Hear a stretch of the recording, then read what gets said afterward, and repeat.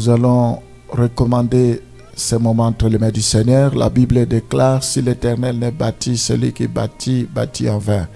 Seigneur, nous voulons infiniment te dire merci pour cette opportunité. Il y en a qui ont souhaité avoir cette journée, mais n'ont pas pu le faire.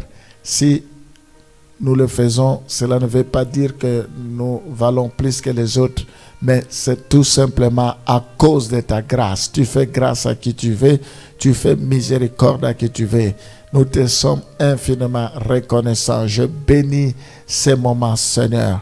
Oh Père, nous voulons que tu puisses nous parler, nous guider, nous diriger. Nous avons soif de toi. Nous voulons te connaître tel que tu es. Nous voulons te ressembler. Seigneur, tu reviens bientôt. La Bible dit tout passera sauf ta parole. Nous voulons connaître ta parole. Je prie, Seigneur, pour que toi, tu puisses nous façonner, nous briser, nous tailler. Je prie, Seigneur, pour que toi, tu puisses nous révéler ta volonté, que tu nous parles. C'est toi qui es notre Père. Tu nous as créés pour un but.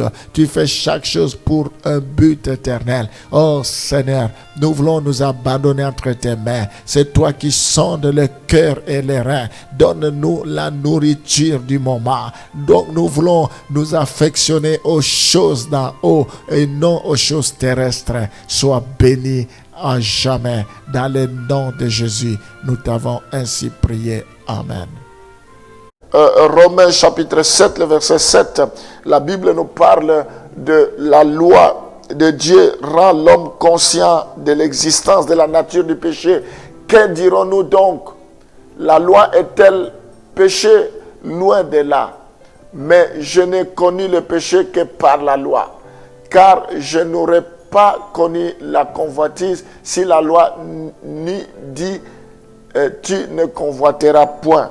Nous voyons dans ce passage on va compléter cela avec Romains 3, 20. La loi de Dieu rend l'homme conscient de l'existence de sa nature du péché.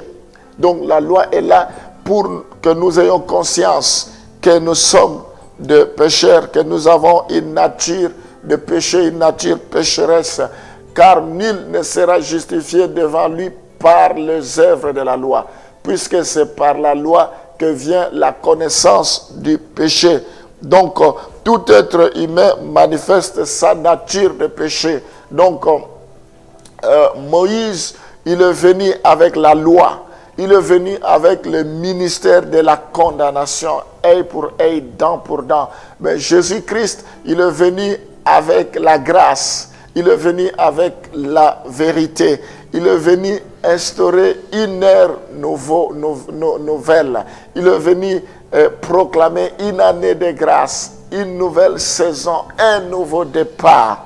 Alléluia. Oui, mes bien-aimés, nous devons comprendre que Jésus-Christ, il est venu révolutionner les choses. Il dit, je ne suis pas venu abolir la loi, mais je suis venu le parfaire. Nous devons comprendre que tout être humain manifeste sa nature de péché. Nous devons en être conscients. Il est temps que nous puissions sortir de cette ignorance. La Bible dit, le bien que je sais faire, je ne le fais pas. Mais le mal que j'évite, c'est ce qui m'arrive. Misérable que je suis, qui me délivrera? Oh, il est important que nous comprenions qu'il n'y a qu'un seul nom qui peut nous sauver. Il n'y a qu'un seul nom qui peut nous faire sortir de l'ignorance, nous faire sortir du péché pour que nous ne soyons plus esclaves du péché. Et ce nom, c'est Jésus-Christ. Alléluia. Matthieu chapitre 22, le verset 37 à 38. Jésus lui répondit, tu aimeras le Seigneur, ton Dieu, de tout ton cœur, de toute ton âme et de toute ta pensée. C'est le premier et le plus grand commandement. Nous voyons que si nous n'aimons pas Dieu en se comportant comme s'il n'existait pas, c'est-à-dire en transgressant le plus grand commandement, quand nous nous comportons comme si Dieu n'existait pas, quand nous faisons semblant comme si Dieu n'a pas sa place, nous sommes en train de commettre le péché. C'est ce que nous devons éviter. Nous ne devons pas donner dos au péché, à Dieu plutôt. Nous ne devons pas faire semblant que Dieu n'existe pas. Sinon, nous sommes dans le péché. Et c'est ce que nous vivons aujourd'hui. Nous avons été créés à l'image et à la ressemblance de Dieu. Mais nous voulons croire que non, Dieu n'existe pas. C'est une erreur grave, c'est une erreur fatale. Dans Jacques chapitre 1, le verset 15, la Bible nous demande de ne pas céder aux convoitises. Puis la convoitise, lorsqu'elle a conçu, enfante le péché. Et le péché étant consommé produit la mort. Quand nous cédons aux convoitises et aux tentations de la vie quotidienne, la tentation n'est pas un péché, mais si elle est succombée, si nous cédons à la tentation, c'est alors que nous péchons. Donc nous devons cesser de céder aux convoitises, les convoitises de la chair, les convoitises des yeux, l'orgueil de vie, l'orgueil des yeux, l'orgueil de vie, l'orgueil de la chair. Nous devons cesser de céder à toutes ces convoitises. Ce que je voulais dire, céder aux tentations de la vie. Nous devons faire attention. Le diable, il est là pour nous traîner, pour que nous puissions le suivre. Mais il faut que nos yeux soient éclairés, que les écailles tombent de nos yeux pour que nous puissions comprendre quel chemin nous devons suivre. Nous devons refuser de céder à la tentation pour que le péché soit consommé.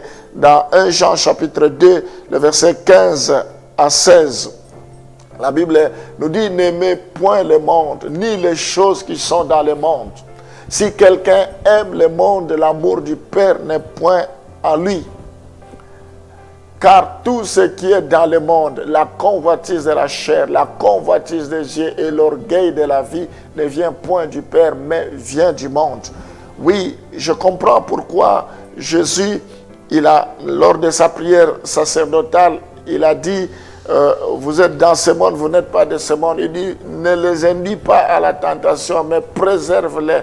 Il a prié pour que Dieu puisse préserver ses apôtres, ses enfants, ceux qui croiront en lui, tout en étant dans le monde, mais qu'ils comprennent qu'ils ne sont pas de ce monde. Nous sommes des voyageurs sur cette terre. La vocation céleste, la vocation de l'Église, elle est céleste, elle n'est pas terrestre. Nous sommes convertis non pas pour rester sur la terre, mais c'est pour aller au ciel. Nous devons régner avec lui. Il est allé nous préparer une place afin que là où il sera, nous y soyons aussi. Nous devons savoir que nous sommes des pèlerins sur cette terre, que le monde ne puisse pas nous distraire. Le monde va nous proposer beaucoup de choses, mais il faut que nous fassions attention à la convoitise des yeux, à la convoitise de la chair, à l'orgueil de la vie. Parce que le diable agit, le diable veut à tout prix nous séduire par des choses de ce monde. Je prie pour que notre intelligence soit éclairée, que le voile tombe de nos yeux, que nos yeux ne soient pas aveuglés, pour que nous puissions comprendre tout le plan de l'ennemi, pour que nous ne puissions pas céder et que nous rendons gloire à notre Dieu. Nous allons prier pour la nature des péchés et les actes de péché, que cela meure, que le Seigneur nous délivre. Des fois, malgré nos propres efforts, nous n'arrivons pas à nous débarrasser, nous n'arrivons pas à nous en sortir. Chaque fois, nous nous repentons, nous demandons pardon, mais nous revenons toujours à nos péchés. C'est comme nous avons vomi et nous recommençons. La Bible dit: vous avez bien commencé en esprit, qui vous empêchez de finir dans la chair. Le péché tue. Il faut que nous ayons conscience de péché. Dieu cherche des vrais adorateurs. La Bible dit, l'heure vient où les vrais adorateurs adoreront Dieu en esprit et en vérité. Il y a des faux adorateurs, il y a des vrais adorateurs. De quel côté te situes-tu? Il faut que nous puissions haïr le péché. Nous devons mener une vie de consécration, une vie de sanctification. Aujourd'hui, dans nos églises, dans nos prédications, on ne parle plus de péché, alors que le premier message que Jésus a amené, c'est la repentance. Repentez-vous, car le royaume des cieux est proche. La vie chrétienne commence par la repentance. La vie chrétienne commence par le renoncement. Nous devons abandonner le péché. Nous avons beau prier, nous cherchons les bénédictions, nous cherchons la protection de Dieu, mais si nous vivons dans le péché, cela ne sert à rien. On ne se moque pas de Dieu. Ce qu'un homme aura semé, c'est ce qu'il moissonnera. Nous pouvons tromper les hommes, nous pouvons tromper les serviteurs de Dieu, nous pouvons mentir, mais Dieu regarde le cœur. Nous, les hommes, regardent à l'apparence, regardent à ce qui frappe aux yeux, mais Dieu regarde le cœur. Nous devons mener une vie de consécration, une vie de sanctification, une vie de renoncement.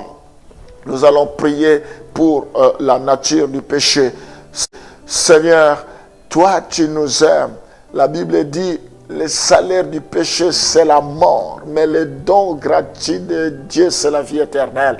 Oui Seigneur, notre ignorance nous tue. Le péché nous prive de ta gloire.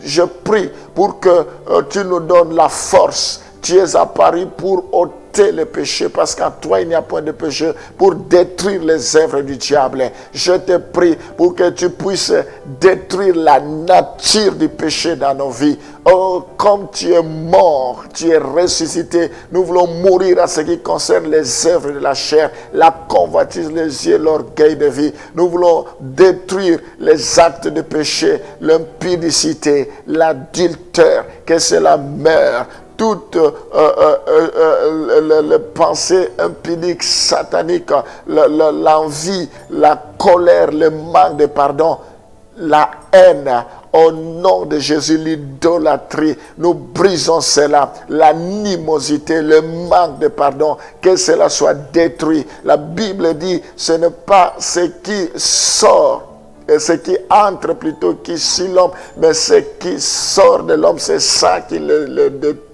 Nous voulons que nos cœurs t'appartiennent. Notre corps est le temple du Saint-Esprit. Nous voulons que tu éloignes loin de nous les désirs de tout mauvais désir, la culpabilité, que tu éloignes loin de nous le pensée adultère. Oh Seigneur, la masturbation, nous disons non à cela.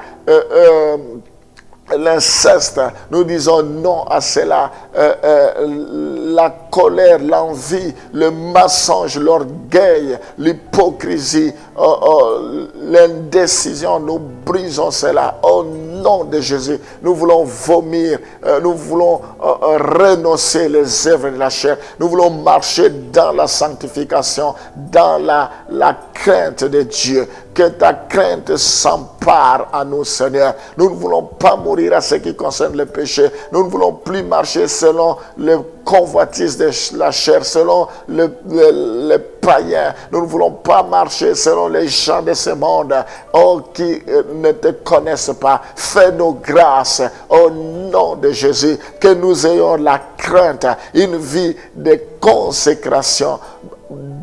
fais-nous grâce, viens détruire les œuvres de la chair. Nous voulons nous soumettre à toi. Oh Seigneur, délivre-nous de la servitude, le péché qui nous accable. La Bible dit, comme vous êtes entourés d'un si grand nombre de nuées, débarrassez-vous de toutes sortes de péchés, que tout ce qui peut nous retenir encore, tout ce qui vient mettre un obstacle dans nos relations avec toi, que cela soit emporté maintenant dans le nom de Jésus. Nous croyons au bénéfice du sang de Jésus qui a coulé il y a de cela 2000 ans. Cela reste valable jusqu'à nous. Oh Seigneur, merci pour la puissance de ton précieux sang. Tout est sanctifié par la parole et par la prière. Tout est saint pour celui qui est saint, celui qui est pur. Fais-nous grâce dans le nom de Jésus. Dans le nom de Jésus. Oui, Seigneur, c'est possible. Tu dis, repentez-vous. Ce n'est pas à toi de se repentir à notre place, c'est à nous de nous repentir.